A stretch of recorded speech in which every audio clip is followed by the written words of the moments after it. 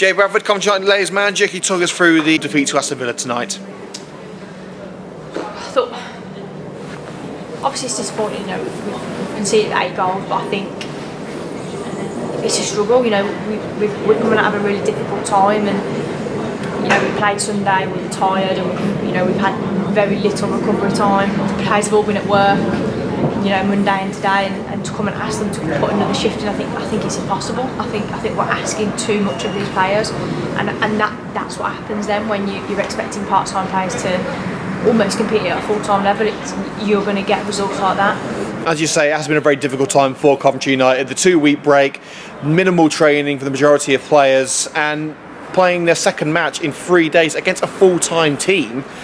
Was it always going to be a losing effort? It was always going to be tough. We were going to have to pull something magical out, I think, but I have nothing but sympathy for my players. I don't know what to say to them to make this better, because I'm going to ask them to train on Thursday, and I'm going to ask them to go again on Sunday, and then I'm going to ask them to train again on Tuesday and play again on Thursday and then play again on Sunday. And all I can see is exhausted people, and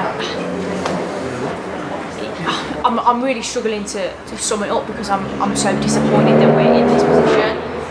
And there's always going to be a fixture, a tough fixture schedule. I understand that. I've been in the game a long time, but I think to ask a part-time team to do what we're doing in this next 2 weeks, I think we're putting the players at a massive risk. We've come out of this game with more injuries. We had injuries on Sunday because people just aren't ready to compete. So where do we go from here now? I mean, obviously the girls, they need a rest, but then they've got to go into training on Thursday, and then we've got another match on Sunday. How do we recuperate the players ahead of what is going to be a massive game? Yeah, it's difficult. We're going to obviously have to manage training load on Thursday, but we need to train because we simply haven't trained for any of these fixtures that we've played so far. So yeah, Thursday will be nice and light, and we'll get some information out, and then Sunday we'll see what happens Sunday.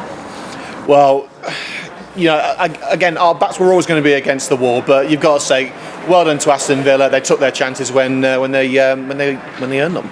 Yeah, they were clinical. They've scored 8 decent goals, to be fair to them. We've had a couple of chances with the post. I would like to see us taking those chances. I don't care what the scoreline is the other way. I'd like us to take those chances regardless. So I'm a little bit disappointed with that, but I think, they came in, they got the job done, so what can you say? While the score sheet wasn't on our side tonight, I mean, sure, you can be proud of the girls. I mean, as we've said, they're tired after two matches so close together and minimal training, but they gave everything they had tonight, so you must be proud of the display that they put in on that front. Yeah, I'm proud that they keep turning up and plugging away and keep going at it, because it's so difficult, and you've got players there that are now, like I said, they're going to have to get up again in the morning for work, do 10-hour days, 12-hour days, another shift on Thursday, train again. It's just an impossible cycle at the moment, and like I said at the start, I have nothing but sympathy for them, and I can't find the words to help them right now, and that's difficult.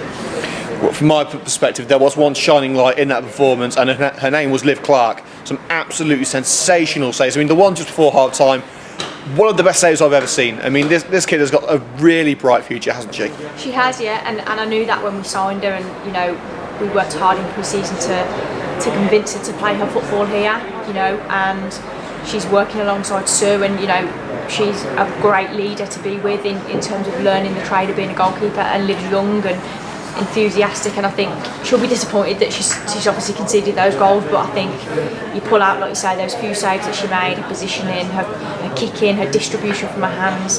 I thought she was spot on, and like you say, I think she's a real positive from tonight, and also from the last couple of weeks. She's been away with Wales and earned that right to go with them, and I'm hoping, off the back of a couple of performances with us and getting in our 11, that first number shirt at Wales will become available for her. And finally, big match on Sunday against another professional outfit in Leicester. It's going to be a tough one, but we're always prepared for a challenge, aren't we? We are. We'll go. We'll see what happens, and we'll try and put our best foot forward. Mark, Jay, thanks for joining us. Thank you.